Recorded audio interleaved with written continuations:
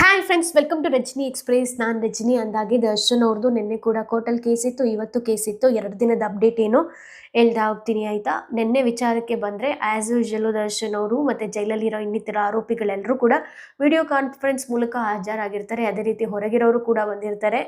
ಇದೇ ಒಂದು ಸಂದರ್ಭದಲ್ಲಿ CW8 ಅಂದರೆ ಚಾರ್ಜ್ ಶೀಟ್ ವಿಟ್ನೆಸ್ ಅಂತ ಅವ್ರದ್ದು ವಿಚಾರಣೆ ನಡೆದಿರುತ್ತೆ. ಅದಾದಮೇಲೆ ಇವತ್ತು ಕೋರ್ಟಲ್ಲಿ ಕೇಸ್ ಇರುತ್ತೆ. ಈ ಒಂದು ಸಂದರ್ಭದಲ್ಲಿ ಇವತ್ತೇನೇನಾಯಿತು ಅಂತಂದರೆ A14 ಪ್ರದೋಷ್ ಅನ್ನೋ ಆರೋಪಿಯವರು ಬೇಲ್ ಅಪ್ಲಿಕೇಶನ್ನ ಮೂವ್ ಮಾಡಿದ್ದಾರೆ ಇವತ್ತು. ಸೊ 23ನೇ ತಾರೀಕು ಪ್ರಾಸಿಕ್ಯೂಷನ್ ಅವ್ರಿಗೆ ಏನಾದ್ರು ಅಬ್ಜೆಕ್ಷನ್ ಇತ್ತು ಅಂತಂದರೆ ಅದಕ್ಕೆ ಡೇಟ್ ಕೊಟ್ಟಿದ್ದಾರೆ. ಅದು ಬಿಟ್ಟರೆ ಇವತ್ತು CW14 ಅಂದರೆ ಚಾರ್ಜ್ ಶೀಟ್ ವಿಟ್ನೆಸ್ಸು 14 ಅವ್ರದ್ದು ಇವತ್ತು ಸ್ಟೇಟ್ಮೆಂಟ್ ತೊಗೊಂಡಿದ್ದಾರೆ. ಅದು ಕಂಪ್ಲೀಟ್ ಆಗಿಲ್ಲ. ಮತ್ತು ಅದರದ್ದು ಕ್ರಾಸ್ ಎಕ್ಸಾಮಿನೇಷನ್ ಕೂಡ ಆಗಬೇಕು. ಒಂದಷ್ಟು ಡಾಕ್ಯುಮೆಂಟ್ಗಳನ್ನು ಕೂಡ ಮಾರ್ಕ್ ಮಾಡಿದ್ದಾರೆ.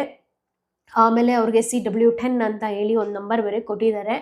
ಅದೊಂದು. ಅದು ಬಿಟ್ಟರೆ ಇನ್ನೊಂದು ಮೇಜರಾಗಿ ದರ್ಶನ್ ಅವ್ರದ್ದು ಅಂತ ಬಂದರೆ, ಇಷ್ಟು ದಿನ ದರ್ಶನ್ ಅವರಾಗಿರ್ಬೋದು ಅಥವಾ ಇನ್ನಿತರ ಆರೋಪಿಗಳಾಗಿರ್ಬೋದು, ಅವ್ರ ಫ್ಯಾಮಿಲಿ ಮೆಂಬರ್ಸ್ ಯಾರಾದರೂ ಅವ್ರನ್ನ ನೋಡಬೇಕು ಅಂತಂದರೆ ದೂರದಿಂದ ನೋಡಬೇಕಾಗಿತ್ತು, ಫೋನಲ್ಲಿ ಮಾತಾಡಬೇಕಾಗಿತ್ತು. ಅವ್ರ ಹತ್ರ ಮಾತಾಡೋಕ್ಕಾಗ್ತಾ ಇರಲಿಲ್ಲ, ಎದುರುಗಡೆ ಇದ್ದು.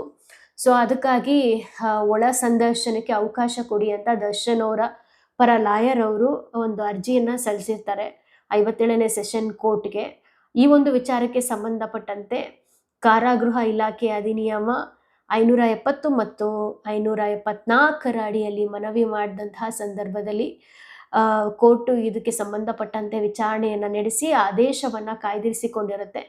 ತದನಂತರ ಈ ದಿನ ಜೈಲು ಕೈಪಿಡಿಗೆ ಅನುಗುಣವಾಗಿ ಭೇಟಿ ನೀಡಲಿಕ್ಕೆ ಅವಕಾಶ ನೀಡಬೇಕು ಅಂತ ಆದೇಶ ಮಾಡಿದೆ. ಅಷ್ಟೇ ಅಲ್ಲದೆ ಜೈಲು ಅಧಿಕಾರಿಗಳಿಗೆ ಈ ಒಂದು ವಿಚಾರಕ್ಕೆ ಸಂಬಂಧಪಟ್ಟಂತೆ ಕೋರ್ಟ್ ಕೂಡ ನಿರ್ದೇಶನ ಮಾಡಿದೆ. ಹಾಗಂದರೆ ಅರ್ಥ, ಜೈಲಿನ ಒಳಗಡೆ ದರ್ಶನ್ ಅವರ ಕುಟುಂಬಸ್ಥರಾಗಿರ್ಬೋದು ಅಥವಾ ಅವರ ಸ್ನೇಹಿತರಾಗಿರ್ಬೋದು, ಅವರು ಹೋಗಿ ಡೈರೆಕ್ಟಾಗಿ ಇನ್ನು ಮುಂದೆ ಮಾತಾಡ್ಬೋದು.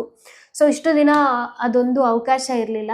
ಇವಾಗ ಆರಾಮಾಗಿ ಹೋಗಿ ಅವ್ರಿಗೆ ಇವ್ರು ಇಲ್ಲಿಂದ ಏನು ಬೇಕಾದರೂ ಹೇಳ್ಬೋದು, ಅವರು ಕೂಡ ಅಲ್ಲಿಂದ ಏನು ಬೇಕಾದರೂ ಮಾತಾಡ್ಕೊಳ್ಳೋಕ್ಕೆ ಒಂದು ಪ್ರೈವೇಸಿ ಇರುತ್ತೆ. ಅಂದರೆ ಹಿಂದೆಗೆ ಹೋಲಿಸ್ಕೊಂಡ್ರೆ ಪ್ರೈವೇಸಿ ಇರುತ್ತೆ. ತುಂಬ ಪ್ರೈವೇಸಿ ಕೊಡ್ತಾರಾ ಅಂತ ಕೇಳಿದ್ರೆ ಅದು ಡೌಟು. ಯಾಕೆ ಅಂದರೆ ಅವ್ರು ಮಾತಾಡೋಕ್ಕೆ ಬಿಡ್ಬೋದು, ಹಿಂದೆ ಅಕ್ಕಪಕ್ಕ ಪೊಲೀಸ್ ಅವ್ರುಗಳು ಕೂಡ ನಿಂತ್ಕೊಂಡಿರ್ತಾರೆ. ಅದನ್ನು ರೆಕಾರ್ಡ್ ಮಾಡ್ಕೊಳ್ತಾರ ಏನೋ ನನಗೆ ಐಡಿಯಾ ಇಲ್ಲ. ಬಟ್ ಈ ಒಂದು ವಿಚಾರದಲ್ಲಿ ದರ್ಶನ್ ಅವ್ರಿಗೆ ಒಂದು ಪ್ಲಸ್ ಆಗಿದೆ ಅಂತ ಹೇಳ್ಬೋದು. ಮತ್ತು ನೆಕ್ಸ್ಟ್ ಕೇಸ್ ಬಂದು 23ನೇ ತಾರೀಕೆ ಹೋಗಿದೆ. ಇಷ್ಟು ಜನದಲ್ಲಿ ಒಬ್ಬರು ಬೇಲ್ಗೆ ಮೂವ್ ಮಾಡಿದ್ದಾರೆ.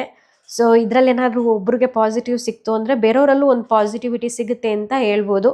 ನೋಡೋಣ ಮುಂದಿನ ದಿನದಲ್ಲಿ ಏನಾಗುತ್ತೆ ಅಂತ. ಇಷ್ಟಾದ್ರೆ ಲೈಕ್ ಮಾಡಿ, ಮ್ಯಾಕ್ಸಿಮಮ್ ಶೇರ್ ಮಾಡಿ. ಧನ್ಯವಾದಗಳು.